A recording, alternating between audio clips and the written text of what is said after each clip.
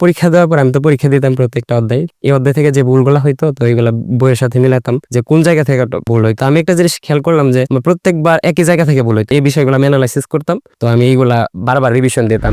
মেডিকেলের জার্নি মূলত আমি ফার্স্ট ইয়ার থেকে শুরু করি। তো ওই টাইম থেকে আমি কোয়েশ্চেন ব্যাংক নিয়ে যে সময় পড়তাম মানে বোর্ড কোয়েশ্চেনের পাশাপাশি যে মেডিকেলের কোয়েশ্চেনগুলো ছিল তো ওইগুলো একটু সলভ করার চেষ্টা করতাম। মানে আর কোয়েশ্চেন প্যাটার্নটা একটু ধরার চেষ্টা করতাম যে কিভাবে মানে কোয়েশ্চেন কিভাবে ঘুরায় ঘুরায় দেয়। ওইটা আমি এনালাইসিস করছি যে প্রথম কয়েক মাস যে কি ধরনের কোয়েশ্চেন করে। অ্যাডমিশনে বসার আগে আমার মোটামুটি মেডিকেল প্রিপারেশন মোটামুটি বলা যায় যে কমপ্লিট। তারপরে শুধু রিভিশন, অ্যাডমিশন টাইমে শুধু রিভিশন করছি। সকালের দিকে আমি যে মুখস্থ পড়াগুলো যেগুলো আছে বিশেষ করে বায়োলজি তো এইগুলা পড়তাম বেশি।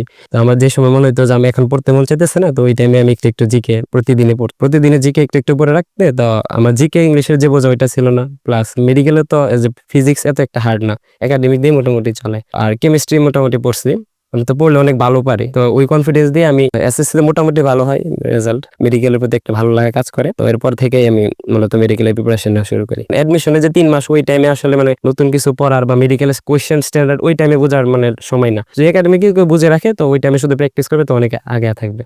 মেডিকেলে তো বায়োলজিতে 30 মার্ক, কেমিস্ট্রিতে 25। তো বায়োলজিতে তো বেশি গুরুত্ব দেওয়া দরকার যেহেতু মার্ক বেশি। ফিজিক্স আসলে মানে মেডিকেলে খুব একটা হার্ড আসে না, এবারও আসে নাই, কোনো সময় আসে নাই। আর জিকে ইংলিশ মোটামুটি যে একটু পরে রাখে তাহলে সমস্যা হবে না। পরীক্ষা দেওয়ার পর আমি তো পরীক্ষা দিতাম প্রত্যেকটা অধ্যায়। তো এই অধ্যায় থেকে যে ভুলগুলা হইতো তো এইগুলা বইয়ের সাথে মিলাতাম যে কোন জায়গা থেকে ভুল হইতো। তো আমি একটা জিনিস খেয়াল করলাম যে প্রত্যেকবার একই জায়গা থেকে ভুল হইতেছে। তো এই বিষয়গুলো আমি অ্যানালাইসিস করতাম। তো তারপরে এই বিষয়গুলো আমি লিখে রাখতাম যে বা দাগ দিয়ে রাখতাম যে এই টপিকগুলো আমার সমস্যা।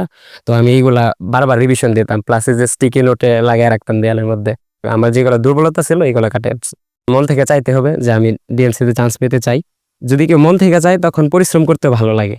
তো কেউ যদি মন থেকে চায় প্রথম হলো এটা, তারপরে হচ্ছে মন থেকে চায়, মন থেকে পরিশ্রম এটা করতে হবে। মানুষের দোয়া তো সবচেয়ে বড় আমার মনে হয় মেডিকেলে, কারণ 1 ঘন্টার একটা পরীক্ষায় তো মানে সবকিছু নির্ধারণ করা যায় না। তারপরে বাপ মার দোয়া সবচেয়ে গুরুত্বপূর্ণ, পরিশ্রম তো আছেই।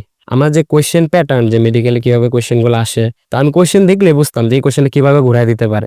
এটা আমার মানে খুব ভালোভাবে দক্ষতা হয়েছিল যে কোন জায়গায় না থাকতে পারে, কোন জায়গায় একটা আগে না থাকতে পারে, এগুলো আমি খুব ভালোভাবে বুঝেছিলাম যে কোচিং এর পরীক্ষাগুলো দিয়ে। তো এইভাবে আমার মূলত পরীক্ষার জন্য কোচিং অনেক উপকারী ছিল আমার জন্য। প্লাস কোচিং এর কিছু যে ম্যাটেরিয়ালস ছিল বইগুলা এগুলো খুব উপকারী ছিল আমার জন্য।